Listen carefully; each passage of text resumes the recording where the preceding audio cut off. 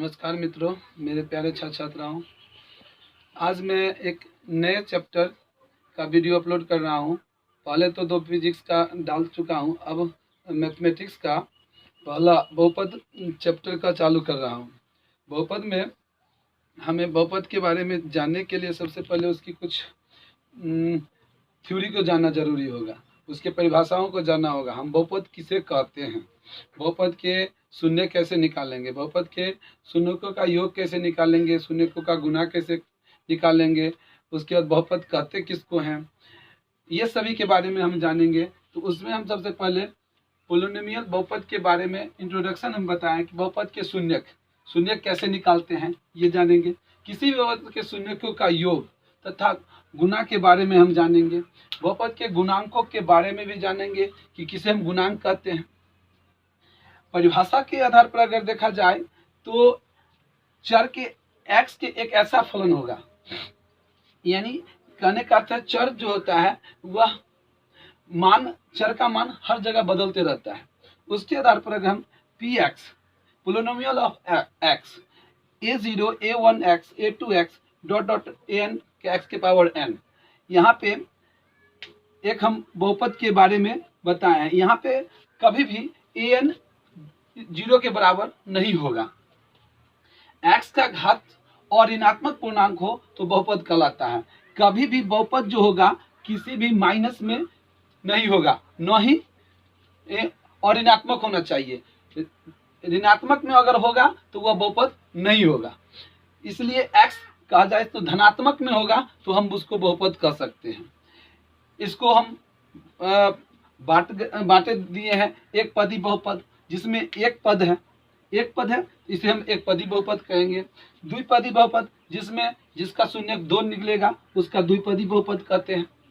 जिसका शून्यक 3 निकलेगा उसे हम त्रिपदीय बहुपद कहते हैं। यहाँ पे x 6x³ - 3x² + 4x + 7। ठीक इसी के बाद ये क्या x √x + 3 1/x + 5, फिर 5/3x² + 7x - 4, क्या ये बहुपद है? ये नहीं होगा, क्योंकि यह कोई रूट में है तो कोई बट्टा में है। तो ये सब जो है और ऋणात्मक नहीं है, या तो रूट में है या बट्टा में है, इसीलिए ये सब बहुपद में नहीं होगा। होगा कौन कौन? तो ये एक पदी बहुपद, द्विपदी बहुपद और त्रिपदी बहुपद। इसके बाद आगे हम जानेंगे कि बहुपदों का गुणांक हम कैसे निकालते हैं। बहुपदों का गुणांक निकालने में हम सबसे पहले जानेंगे, जैसे यहाँ पे देखा जाए तो a0 है, a1 है, a2, ये सब जितने हैं यह x का गुणांक है। a1 a2 x3 a3 x3 a4 x4, इस तरह से अगर हम आगे बढ़ते जाएंगे तो जितने a हैं ये सभी क्या है, x² चर के गुणांक हैं।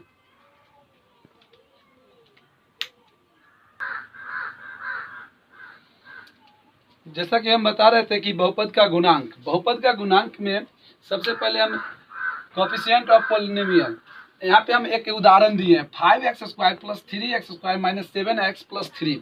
इसमें अगर हम बहुपद का गुणांक पूछें तो यहाँ पे x³ का गुणांक जो होगा वह 5 है, x³ का गुणांक 5, x² का गुणांक 3 और x का गुणांक अगर कहें तो -7 है, और ये 3 तो अचर पद है, कांस्टेंट है। तो इस तरह से अगर और से बहुत ऐसे ले सकते हैं, जैसे कि हम 2x² + 3x + 1, इसमें अगर हम कहें तो क्या होगा गुणांक, तो x² का गुणांक हो जाएगा 2, x का गुणांक हो जाएगा 3 और ये 1 तो कांस्टेंट है। इस तरह से हम किसी भी बहुपद का हम गुणांक निकाल सकते हैं। कहने का अर्थ है x² यानी चर पद का, कोई भी चर पद का जो गुणांक होगा वही बहुपद का गुणांक कहलाता है। इससे आगे हमें जाना होगा कि बहुपद का घात, डिग्री ऑफ पोलिनोमियल। इसके लिए कुछ उदाहरण के द्वारा भी हम समझा देते हैं। फिर उससे पहले कुछ इसके भाषा के बारे में जाने। यदि कोई बहुपद एक चर हो तो चर के घात के अधिकतम मान बहुपद का घात कहते हैं, परंतु यदि कोई बहुपद एक से अधिक चर हो तो चर के घातों को जोड़ने पर प्राप्त बहुपद का घात कहलाती है। यहाँ पे ये भाषा से क्लियर अगर नहीं हो तो हम ऐसे बता देते हैं कि कोई भी बहुपद के चर मान की अधिकतम जो संख्या होती है वही बहुपद का घात कहलाता है। जैसे कि 5x² minus 7x plus 3 plus 7x की पावर 6, ये जो है यहाँ पे x का सबसे अधिकतम मान 6 है, तो इसका घात हो जाएगा 6 हो जाएगा।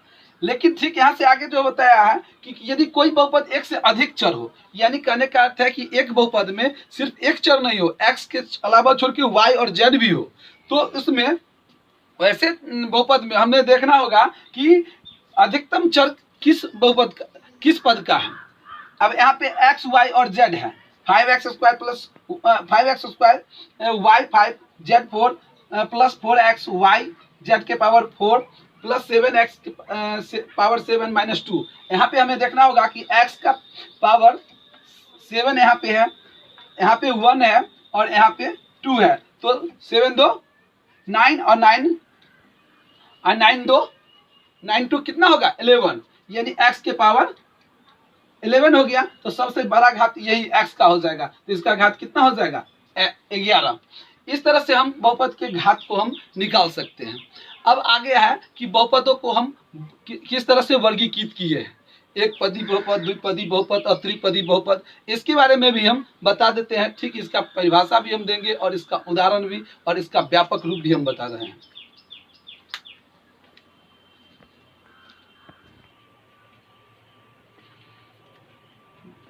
जैसा कि हम बहुपद के वर्गीकरण के बारे में बता रहे थे, तो उसमें 3 भागों में बांटा गया है। सबसे पहले रैखिक बहुपद, द्विघातीय बहुपद और त्रिघातीय बहुपद।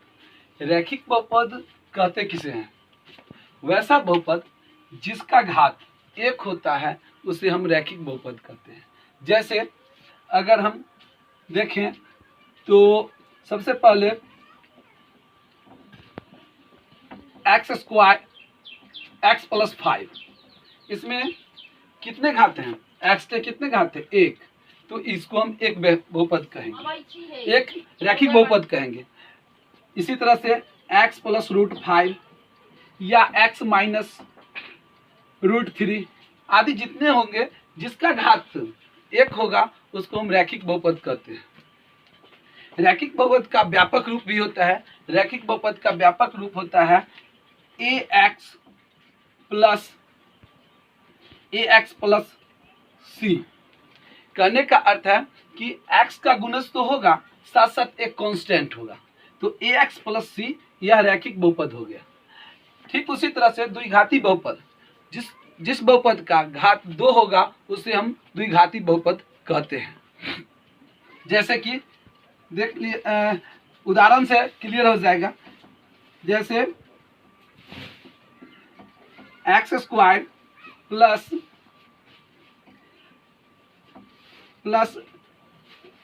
5x प्लस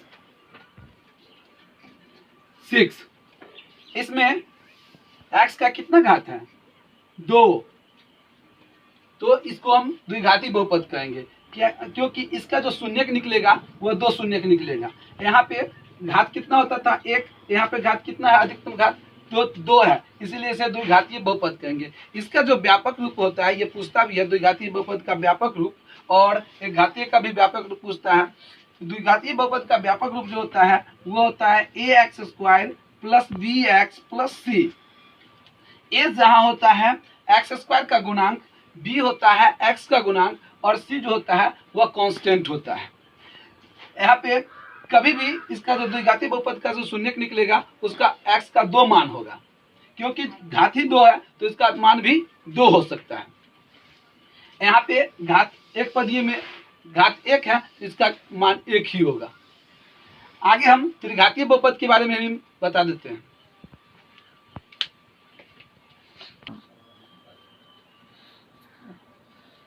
त्रिघातीय बहुपद में हम जैसा परिभाषा दिए कि ऐसे बहुपद जिसका घात 3 होता है उसे त्रिघातीय बहुपद कहते हैं। जैसा कि उदाहरण से क्लियर हो जाएगा, 2x³ plus 5/3x² plus 2/3x plus 7। यहाँ पे x का जो घात है वह अधिकतम घात 3 है, तो इसे हम त्रिघातीय बहुपद कहेंगे। त्रिघातीय बहुपद का व्यापक रूप जो होता है वह होता है ax³ plus bx² plus cx plus d। यहाँ पे ए बी सी और डी एक वास्तविक संख्या होती है और एक्स का तो गुणज ही है ए और बी सी और डी। यह वास्तविक संख्या कोई भी हो सकता है, वो माइनस में भी होगा, प्लस में भी हो सकता है, रूट में भी हो सकता है। तो इस द्वारा हम त्रिघातीय बहुपद ज्ञात कर सकते हैं। जिसका घात 3 होगा उसको हम त्रिघातीय बहुपद कहेंगे। इसके शून्यक कितने होंगे? तो इसके शून्यक 3 शून्यक होंगे। बहुपद के मान में वैल्यू ऑफ पॉलिनोमियल निकालने के लिए हम जानेंगे कि किसी भी चर पद के किसी भी दूसरे अंकों पर अगर हमें निकालना हो तो उसको हम कहते हैं बहुपद का मान। मान लीजिए कि किसी x बराबर a लेने पर पी एक्स के मान को हम पी ए द्वारा सूचित करते हैं, उसे बहुपद का मान कहते हैं। जैसे उदाहरण में अगर हम लेके पी एक्स बराबर minus x square minus 5x plus 6, यहाँ पे अगर हम x बराबर 4 लेने पर इसका बहुपद का कितना मान होगा, तो हम यहाँ देखेंगे कि x के जगह पर 4 देंगे, माइनस तो बाहर है, माइनस रहेंगे 4x square minus 5x plus 6। यहाँ पे हल करने पर आएगा माइनस 4 चौका 16, फिर 5 चौक 20 और प्लस 6। यहाँ हो जाएगा ये माइनस ये 6 और 2 36 प्लस 6 माइनस 36 है, यहाँ प्लस यहाँ पे आ जाएगा माइनस 30। यानी P4 पे इसका मान कितना आ गया? माइनस 30। ठीक, यहाँ पे अगर हम P0 पर अगर निकालें तो 0 का स्क्वायर माइनस 5 इंटू 0 प्लस 6, यहाँ पे 0 हो जाएगा, ये भी 0 हो जाएगा और 6, तो P0 पर आएगा इसका मान 6। इस तरह से हम किसी भी मान को हम बहुपद का मान निकाल सकते हैं। s के जगह पर x के जगह पर देंगे और इसका मान निकल जाएगा। बहुपद के शून्यक में शून्यक कैसे निकालेंगे इसके बारे में यह परिभाषा हम जाने कि किसी भी बहुपद के उपस्थित चर का वह मान जिसे बहुपद के में रखने पर बहुपद का मान शून्य हो जाए, बहुपद का शून्यक कहलाता है। मान लिया जाए कि अगर पी एक्स बराबर एक x square plus 5x minus 6 एक बहुपद है। अगर हम x का मान 1 लें और माइनस 6 लें, तो अगर यह बहुपद 1 पर और माइनस 6 पर अगर 0 होगा तो यह बहुपद का शून्यक होगा 1 और 6। जैसे कि अगर मान लीजिए कि पी एक्स यहाँ पे अगर हम 1 रखें 1 का स्क्वायर प्लस 5 इंटू 1 माइनस 6, 1 हो जाएगा प्लस 5 माइनस 6, यहाँ पे आ जाएगा 6 माइनस 6 इक्वल टू 0। तो ये 1 जो होगा यह इसका क्या हो गया? एक शून्यक हो गया। ठीक इसी तरह से अगर हम माइनस 6 लें तो p माइनस 6 बराबर अगर हम रखें तो माइनस 6 का स्क्वायर प्लस 5 इंटू माइनस 6 और माइनस 6, यहाँ पे हो जाएगा 36 और माइनस 30 और माइनस 6, यानी 36 और माइनस 36 मिलके हो जाएगा 0। इस तरह से यह भी माइनस 6 भी जो है इसका एक शून्यक हो जाएगा बहुपद का। आगे है ग्राफ रैखिक बहुपद। ग्राफ रैखिक बहुपद में सबसे पहला जो एक्सरसाइज है उसमें ग्राफ रैखिक बहुपद ही दिया है, तो ग्राफ रैखिक बहुपद को जानना जरूरी है।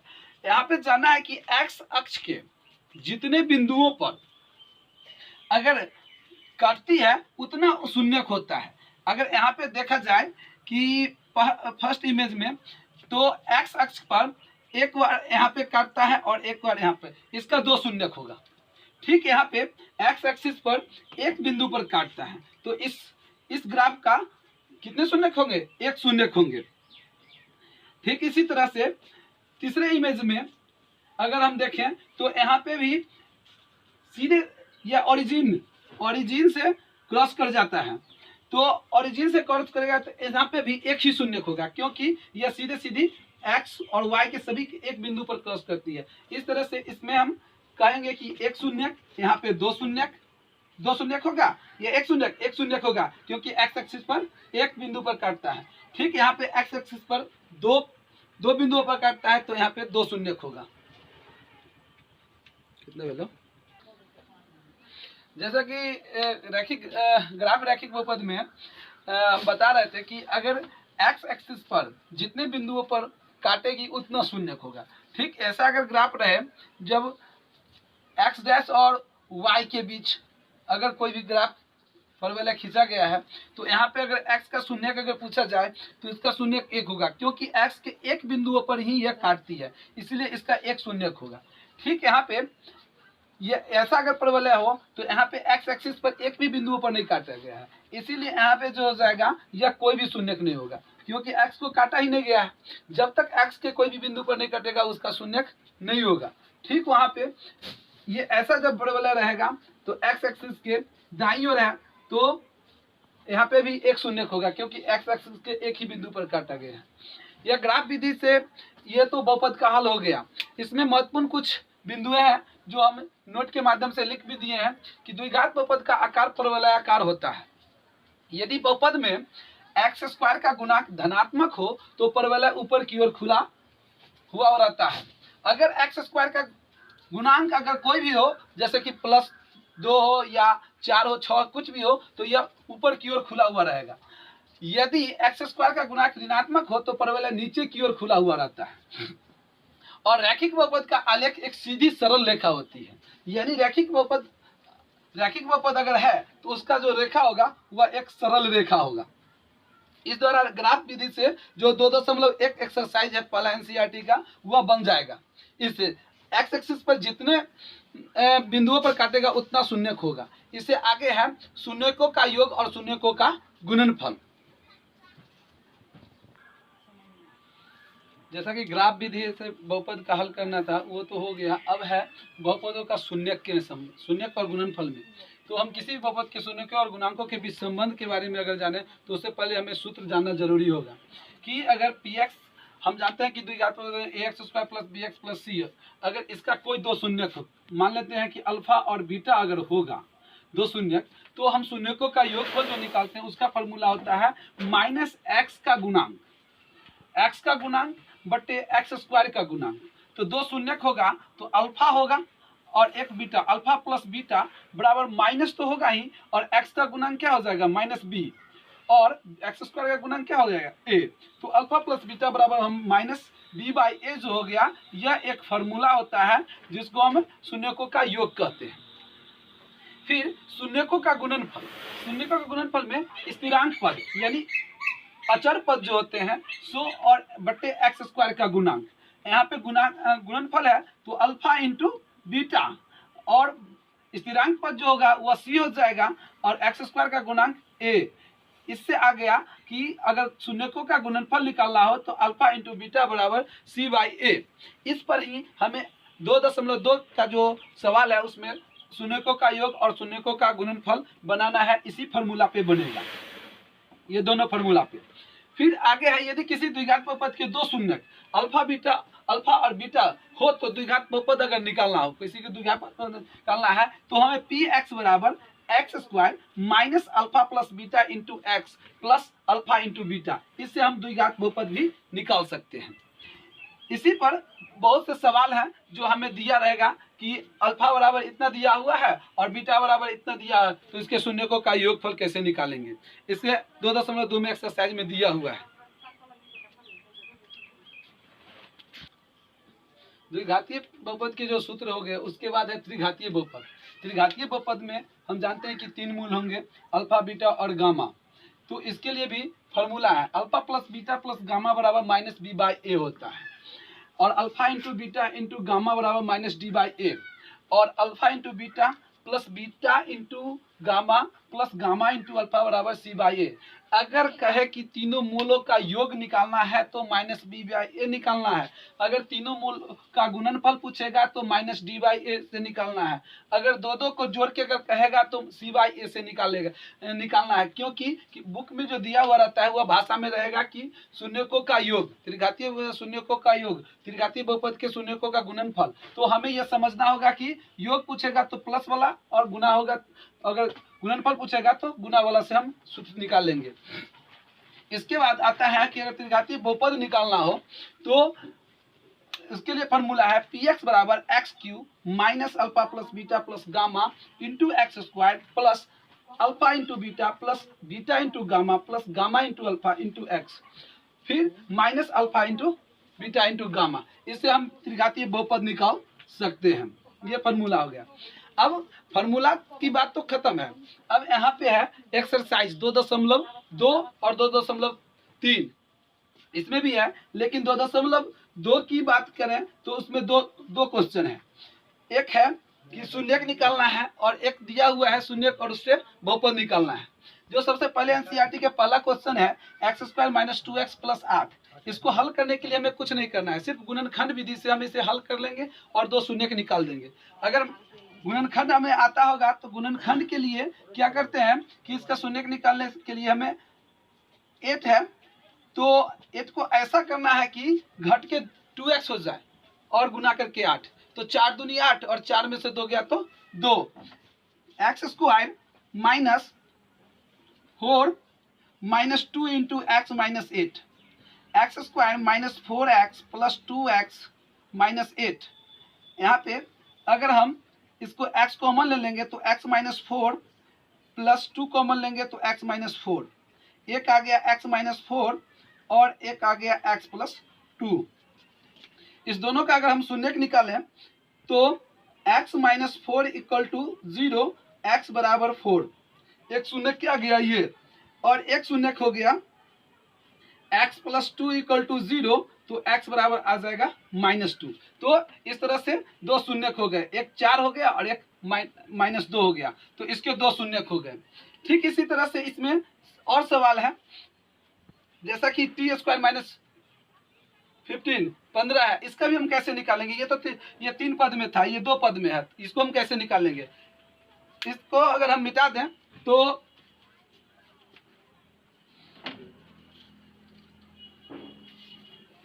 t² - 15, इसको कुछ नहीं करना है, a² - b² के पर तोड़ देना है।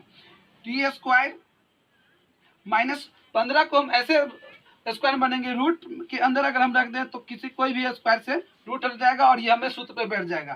तो t² a + b √t + √15 × t - √15, ये आ गया। अब t + √15 = हम 0 करेंगे और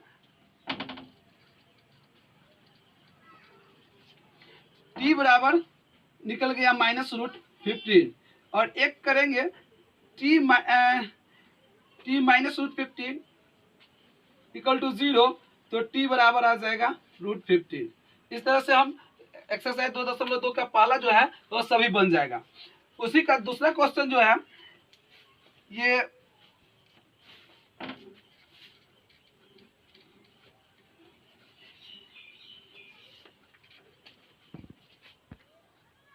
जैसा कि हम बताए थे कि x² - 2x - 8 का शून्यक हम निकाले थे, x = 4 और x = -2।